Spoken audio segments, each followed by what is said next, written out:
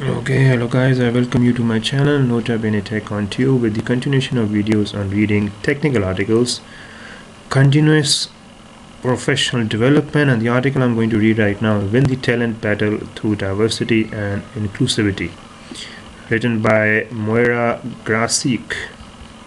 And writing as such is workforce diversity and workplace inclusivity are powerful weapons in the battle for talent and will also drive innovation, performance, and profitability, says Moira Grasik.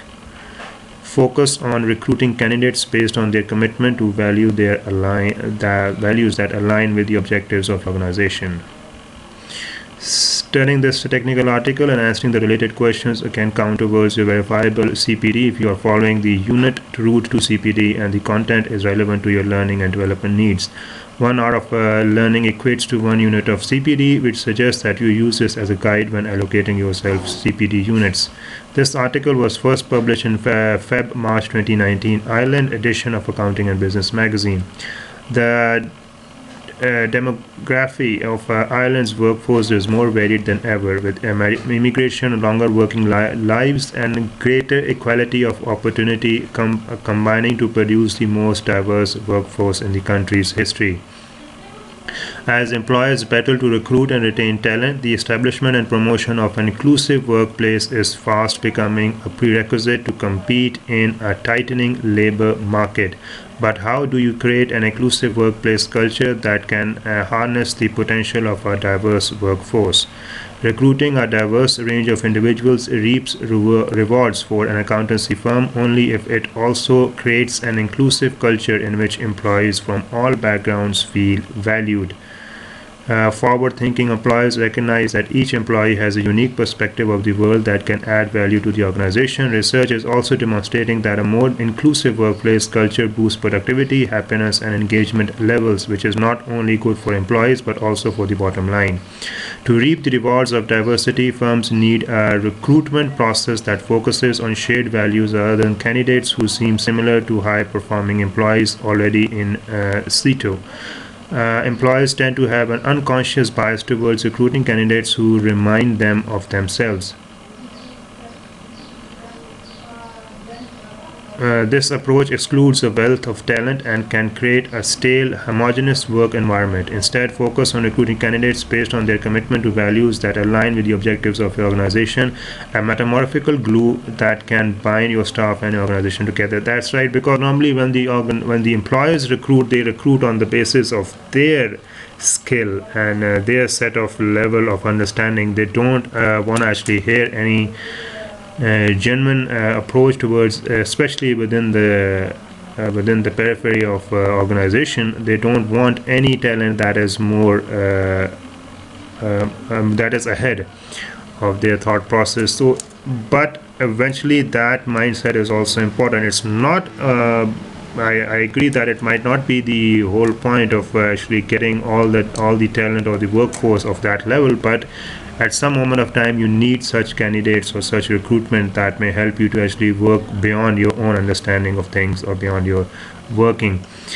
So a metaphorical glue, inclusivity should become a central component of the firm rather than a sporadically pursued fad. Once the decision to harness diversity has been made, inclusively should be put at the forefront of the organization values and bolstered with a clear and coherent policy communicated to all employees, something tangible that staff can read and understand. If you don't commit to diversity and inclusivity, your employees will dismiss the terms as business jargon.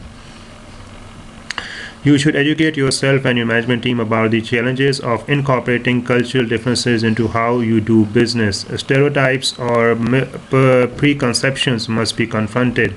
Work practices may need to be adjusted to accommodate certain employees. The commitment to an inclusive workplace must come from the top, and educating the management team in how to translate inclusively into work practices will go a long way in determining the success of an inclusivity policy. Build diverse team. When you are putting a team together, explore the possibility for creating diversity within the group. If opportunities exist to assemble a team of individuals with, for example, different work styles, skill sets, and levels of experience, explore the potential of asking them to work together on an project. A team building approach will encourage a collaborative atmosphere and help generate innovative or fresh ideas. A diverse team may come up with a more efficient way of achieving your organizational goals. While great strides have been made in reducing the gender pay gap, the bald fact is that women continue to earn less than men. Multiple factors contribute to generate imbalance, chief among them being existing maternity leave legislation. The notion that family responsibilities should predominantly be taken up by women is perpetuated by maternity leave laws that give mothers far greater entitlement paid leaves than fathers. If new fathers received additional support from their employers following the birth of a child, it would help reduce the negative impact of maternity leave on women's long-term contributions to business. The government's introduction of paid parental leave for both parents in the most recent budget is a welcome step in the right direction, with every parent of a child in their first year to gain 2 extra weeks of paid leave from November 2019. But employers who are serious about inclusivity should adopt a more proactive approach, with modern life becoming increasingly busy and demanding for the parents of young children. Agile or flexible work arrangements can facilitate a more even distribution of caring responsibilities between the mother and father of young children. This in turn contributes to the workplace as a work-life balance initiative and as a means of tackling gender imbalancing in pay and seniority. Obviously, that's quite true. Both parents should also feel more equally valued, which is the primary goal of an inclusive workplace culture. To properly harness the power of Ireland's increasingly diverse workforce, employers must find ways to attract, retain, and work with a wide range of talent. Research demonstrates that inclusive companies generate more innovative ideas and higher revenues and are more likely to capture and excel in new markets. Rise to the challenges of making inclusivity a central part of your strategy, and you could be surprised by the wide range of positive results. Moira Grasick is Associate Director at Employment Law and Compliance provider Graphite. So how are we going to diversity delivers? Okay, research underlines the link between more diversity in the workforce and greater profitability for the organization. Companies with a leadership that is at least 30% female enjoy net profit margins up to 6% higher than companies with no women at all in their senior ranks. According to the 2016 report is Gender Diversity Profitability from the Patterson Institute for International Economics and EY. Companies in the top quartile for racial and ethnic diversity are 33% more likely to have industry-leading profitability, according to McKinsey 2018 report Delivering Through Diversity. Companies in the top quartile for gender diversity are 21% more likely to outperform on profitability, according to Delivering Through Diversity. So this is all about, let me have some intake on the multiple choice questions, what they do say about this. It is a very good, if you are from the employer perspective, it is a very good article. Which of these is not a reason why Ireland's workforce is at its most diverse point ever? Longer working lives, immigration, greater equality of opportunity, and tax breaks for foreign nationals. I believe this is the correct one. Why can it be hard to recruit a diverse workforce? Because unconscious bias often means that we tend to hire in our own image, because there are few qualified candidates from diverse backgrounds, because apply for fewer jobs, because hiring lots of women means lot of maternity leave. That must be the first one is the correct one, I believe. What is the effect of having a gender diverse leadership team? The leadership team is more sensitive as a whole. There is no effect. Companies with a leadership team comprised of at least 30% women enjoy net profit margins up to 66% higher than companies with no women in their senior ranks. Or at least enjoy. Okay, that is the correct one. What is the effect of having a racially diverse team? Companies with a racially diverse team have profits that are 6% higher. There is no effect. Companies in the top 30% for racial and ethnic diversity are 6% more likely to have industry-leading profitability.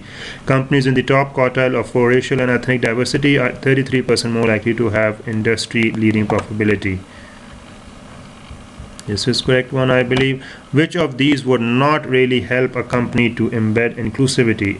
Adjust work practices to accommodate certain employees, set quotas on all teams, training all staff, confront stereotypes and okay, adjust work position to accommodate certain set quotas on all teams. Not really help a company to embed inclusivity. Set quotas on all team, training all staff, confront stereotypes and okay, set quota. I believe this is the one. This is not the one. Let's see what is the result. Okay, I scored 4 out of 5. Not bad. There is the last one I believe was set quotas on all team. And then all the rest of the questions were answered correctly. So this is how you're going to create a diverse workforce, and obviously recruitment is a key process. So it's a very good read. I hope to provide you with more good, actually you can say, CPDs. Okay, so keep watching. Thank you very much.